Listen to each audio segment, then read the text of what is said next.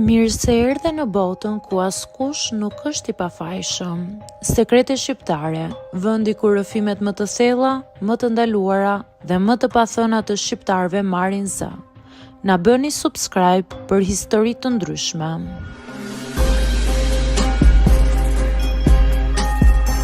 Jam 42 vjeçe dhe jetoj në fshat prej gjithë jetën time. Nuk kam kërkuar kurrë shumë nga jeta.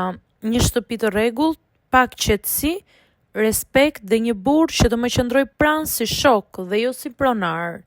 Por jo gjithmonë gjërat shkojnë siç i mendon. Martesa ime nuk ka qenë e keqe në fillim. Ishim si gjithë të tjerët. Punonim, mundoheshim, ndërtonim jetën tonë me aq sa kishim. Unë mbaja shtëpinë, kujdesesha për gjithçka brenda, ndërsa ai merrej me punët jashtë. Kështu kaluan vitet, derisa filluan gjërat e vogla që në fillim nuk i kuptoja të ktheheshin si problem.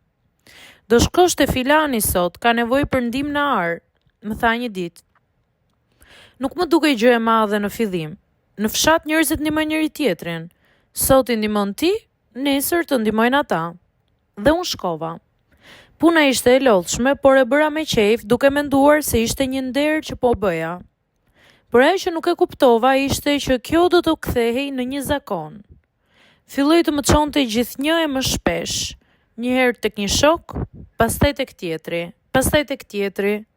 Punë të ndryshme, të punoja tokën, të pastroja, të mbillja, të korrja, të rregulloja stallat, të mjelja lopët, çdo ditë nga një gjë. Në fillim nuk thash asgjë, e bëra nga respekti, nga mendimi që kështu është jeta në fshat. Por me kalimin e kohës fillova të lodhem. Jo vetëm fizikisht, por edhe shpirtërisht. Zgjohesha në mëngjes, bëja punët e shtëpisë, gatuaj, pastroj, rregulloj gjithçka dhe pa mbaruar mirë, ai më thot: "Hajde se do shkosh te filani sot." Nuk më pyet fare, nuk më kërkon mendim. Thjesht vendos. Unë çohem dhe shkoj. Jam mësuar të mos kundërshtoj. Kam menduar gjithmonë që gruaja duhet të duroj. Por një ditë më mbeti në mendje. Ishte mesi verës, një vap përvoluese. Më çoi tek një shoku i tij për të mjel lopët dhe për të rregulluar stallën. Që në momentin që hyra aty, e ndjeva se sa e rënd do ishte dita. Era e fortë, puna e lodhshme, dirsa që nuk pushonte. Punova për orë të tëra, pa ulur, pa u ndalur. Duar të lodhura, shpinë që më dhembte, këmbë që me zi më mbanin. Në një moment u ula për pak, por u ngrita përsëri. Askush nuk të thot mjaft. Kur mbarova, burri më pa dhe më tha: "Rofsh, na ndihmove shumë. Asgjë më shumë, asnjë shpërblim, asnjë falënderim i vërtet." U ktheva në shtëpi raskapitur. Prisja që burri im të më shihte ndryshe atë ditë. Të më thoshte: "E di që u lodhe, por ai vetëm më pyeti: a mbarove?" Dhe kaq. Aty diçka brenda meje u thye. Nuk ishte vetëm ajo ditë, ishin të gjitha ditët. Të gjitha herët që unë jepja gjithçka dhe nuk merrja asgjë. Fillova të vërej më shumë.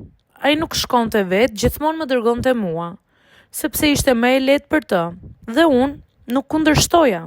Unë bëja gjithçka. Dhe normalisht, ky ishte një përfitim. Nga puna ime, nga heshtja ime, nga durimi im, kjo më dhëmte më shumë se çdo lodhje fizike. Ndjesha e pavlerësuar, sikur të isha një mjet pune, dhe jo një grua apo bashkëshorte. Një ditë pas një pune tjetër të gjatë, u ula vetëm në obor dhe për herë të parë nuk mendova për punën e nesërme. Mendova për veten time. Pse po e lejoj këtë gjë? Sa do të vazhdoj kështu? E vërteta është e thjeshtë. Askush nuk të shfrytëzon nëse ti nuk e lejon.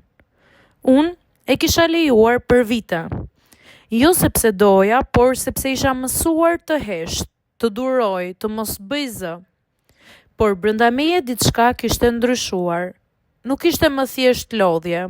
Ishte një ndjesi tjetër, një revolt dhe qetë, një zë i brendshëm që më thoshte: "Ti meriton më shumë se kaq." Që atë ditë nuk jam më e njëjta. Ende nuk kam bërë ndonjë ndryshim të madh. Ende ndonjëherë shkoj kur më thot, por nuk e bëj më me të njëjtin mendim. Tashmë e di që kjo nuk është ndihmë, Ky është shfrytëzim.